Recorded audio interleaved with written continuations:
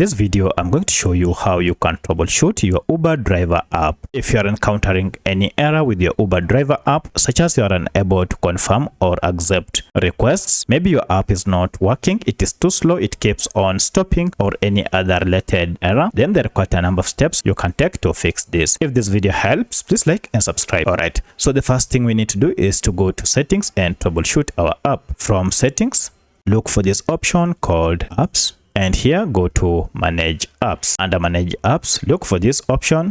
Here you'll see all the apps you have on your phone. From the lists, just search for Uber driver and you can see it is here. From this, go to force stop and okay, and go to clear data and clear cache, okay, and finally clear all data. Now restart your smartphone, and once you have restarted, now you need to go to Google Play Store or App Store, search for Uber driver. Here check if we have any update your app to the latest version. Once you have updated your app, you want to check and ensure that you are not using any VPN app on your smartphone or any recently installed security app. If you have any of them, this might be the reason you are encountering these challenges. You'll need to uninstall them, and now if you go to your Uber driver app and open it, now it should be working without any issue. However, at this point, even after doing all this, if you still have challenges with your app, such as your app crashing each and every time you try to open it, then you'll need to return to Google Play Store or App Store. For that, you need to uninstall your app and then install it afresh. This is because the version of the app you are using might have bugs that are causing this issue. At this point, now everything should be up and running. So let me know which of this was able to fix your issue. If you have any other question, kindly comment below. Otherwise, thanks for watching and let's meet in the next video.